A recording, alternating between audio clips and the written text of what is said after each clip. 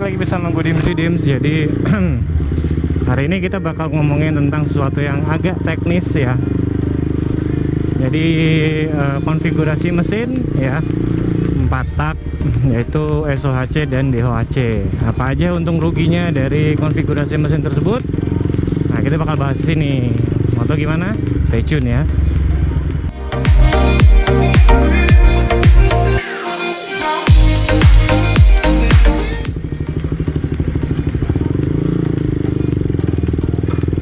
Tadi sudah gua udah gua mention juga di depan ya. Jadi kita hari ini bakal bahas tentang omongan yang agak agak berat dikit lah materinya ya. Yaitu tentang SOHC dan DOHC. Jadi banyak inilah perdebatan antara yang mana sih yang paling terbaik dari konfigurasi mesin tersebut ya, SOHC atau DOHC ya. Jadi kalau misalnya kita urutin ke belakang ya, jadi sebenarnya kalau gue bilang yang masih debatin antara SOHC dan DOHC itu gue rasa sih pengetahuan tentang kendaraannya agak minim ya gitu loh. Karena ya gini aja lah, sepatu lari sama sepatu basket ya, itu sama-sama bisa dibuat jalan, cuma ya ada yang enak untuk jalan dan ada yang enak buat buat olahraga gitu ya. Jadi sesuai peruntukannya. Nah, di sini gue bakal jelasin. Kita mulai dengan SOHC ya. Ngomongin SOHC itu adalah singkatan dari single overhead camshaft ya. Jadi bedanya diantara SOHC dan DOHC ini cuma noken AC aja ya, nggak pengaruh sama jumlah klep. Nah, si SOHC ini jadi cuma satu noken as ya, dan ada 2 klep biasanya konfigurasinya ya, yaitu klep buang dan klep isap ya. Isap dari mana? Dari throttle body atau dari karburator. Buang kemana? Buangnya ke knalpot pastilah gitu ya. Jadi skema mesin 4 tak itu dalam mendapatkan tenaga ya cuma ada 4, karena 4 langkah ya. Pertama adalah isap, lalu kompresi, tenaga atau usaha, dan buang. Nah, yang ngatur masuk udara dan bensin itu ya itu klep ya.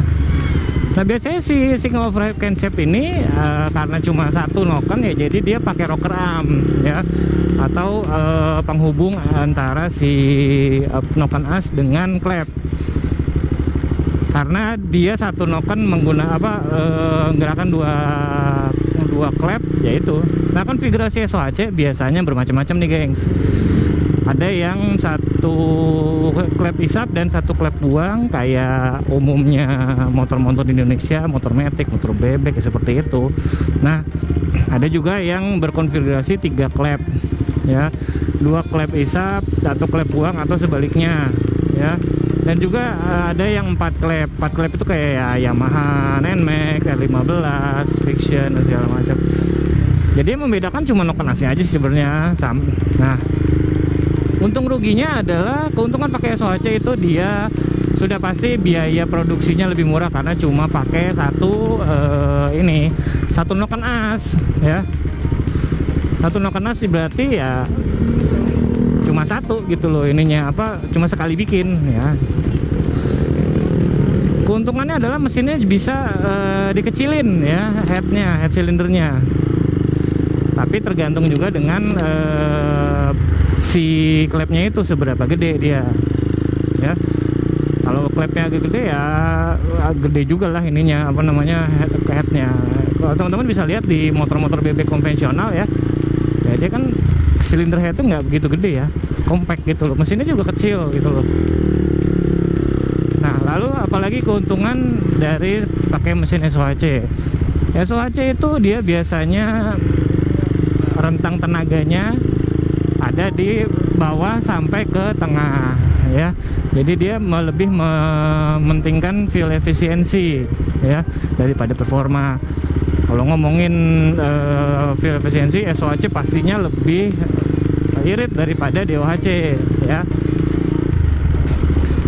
Nah, lalu keuntungannya adalah nextnya biaya produksi udah oke, torsinya juga lebih baik ya daripada DOHC, jauh-jauh lebih baik lah gitu loh. Karena dia biasanya SOHC itu identik dengan mesin yang langkahnya besar atau stroke-nya besar, jadi dia lebih overstroke daripada overbore ya. Nah, kalau ngomongin tentang begitu ya, kita lihat aja Matic nggak ada, gue nggak pernah lihat, belum pernah lihat Matic itu bornya lebih gede, kecuali udah dirubah ya, bore up.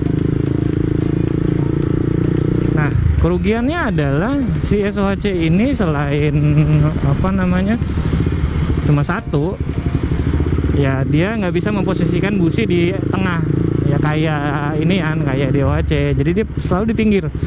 Teman-teman lihat aja kalau misalnya motor-motor bebek kayak pasti dari samping. Nah, ini flow udara tuh agak ini ya, apa namanya, agak kecil, makanya disiasati dengan klepnya 4 klep yang berukuran yang air flow-nya lebih bagus gitu. Nah, kerugiannya apalagi SOHC ya, kalau gue bilang sih kerugiannya apabila kita ngomongin performa, tidak akan ada namanya performa di rentang mid ke atas gitulah, power mid ke atas. Jadi makanya biasanya sih kalau misalnya di orang-orang balap itu ya pada pakai DOHC. Jadi untuk harian ini oke banget, cuma untuk performa gua rasa harus perlu doping. Kayak R15 dia punya VVA, NMAX punya VVA, jadi dia mengaplikasikan noken dengan bukaan yang lebih besar VVA. Jadi kalau dia nggak apa namanya lagi jalan santai bisa irit, kalau jalan kenceng atau RPM-nya lebih, dia bisa lebih bertenaga ya. Jadi ini konsepnya sama seperti VTEC-nya Honda, dimana hanya satu cam tapi apa namanya satu cam tapi bermacam-macam konfigurasi ya. Oke. Nah, yang terkenal memakai SOHC itu di motor itu ya R15 yang bagus-bagus ya, performanya oke, atau Civic ya, di mobil Honda Civic pakai SOHC dulu sebelum yang iVTEC. Kalau iVTEC dia udah DOHC ya. Lalu nah, itu kalau kita ngomongin SOHC ya. Jadi kerugian dan keuntungannya sudah gue jabarin. Sekarang DOHC. Nah, ini menarik karena DOHC biasanya diidentikan dengan performa yang lebih better gitu ya. Ya ini gue bisa ngomong gini karena memang banyak yang pakai gitu loh. Satria F apa namanya kalau di motor ya. Ya kalau pabrikan pasti yang 250 cc udah pasti pakai DOHC. Bedanya cuma itu doang, noken AC 2. Jadi kita bisa custom lebih baik ya. Mau buka apa, durasinya berapa, mau gimana segala macam itu lebih enak karena dua noken ya. Nah, keuntungan dari DOHC adalah performanya lebih baik daripada SOHC. Karena kenapa? Dia bisa menyuplai udara, campuran BBM dan udara itu lebih besar daripada SOHC. Liftnya juga bukaannya bisa disetel lebih tinggi karena apa, tempatnya lebih lebar lah gitu loh daripada SOHC ya.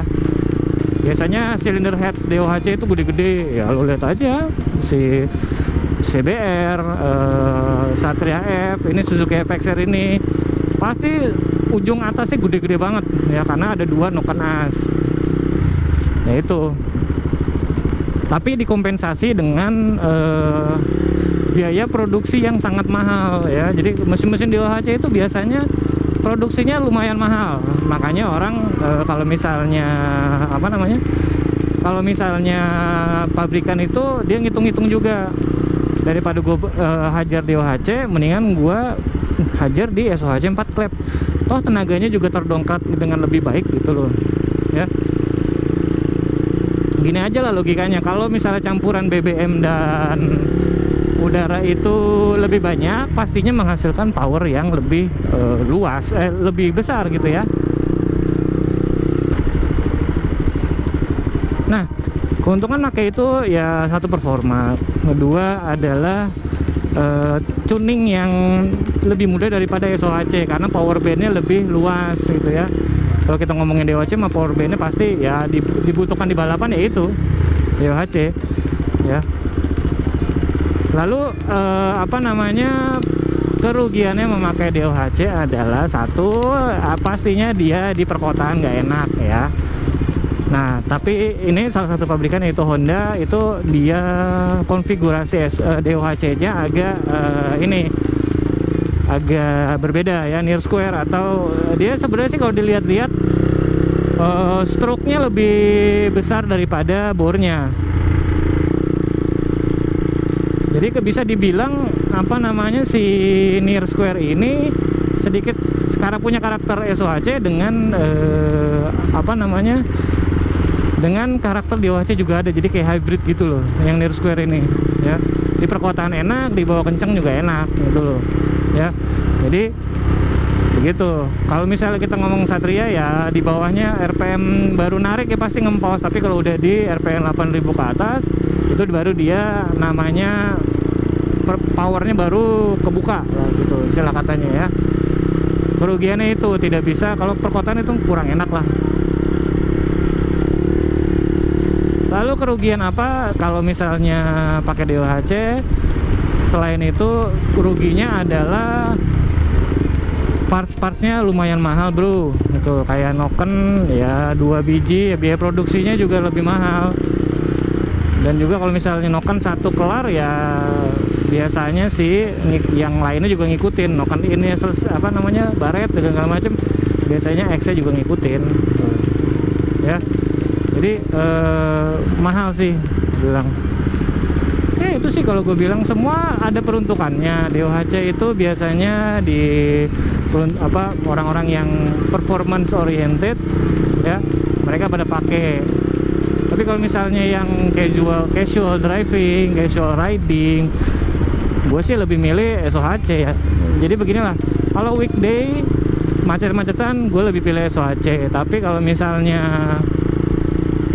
weekend yang jalan nggak terlalu macet kayak begini ini, minggu siang ya nggak ini juga apa namanya, nggak perlu SOHC, karena yang gue tahu ya gue pakai Yamaha Sabre sama ini digas kayak gimana juga di RPM 8000 ke atas sudah nggak ada tenaganya, hilang sama sekali karena dia belum ada PVA ya.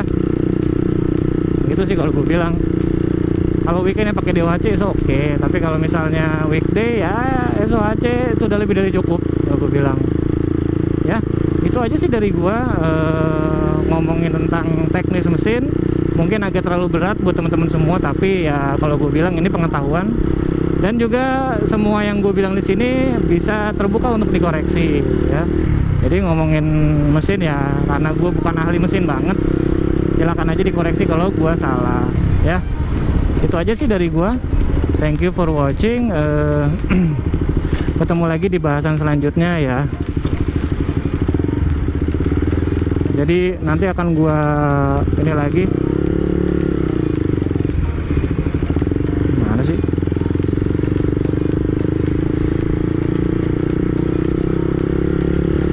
Jadi nanti kita akan bahas tentang teknologi mesin habis ini ya.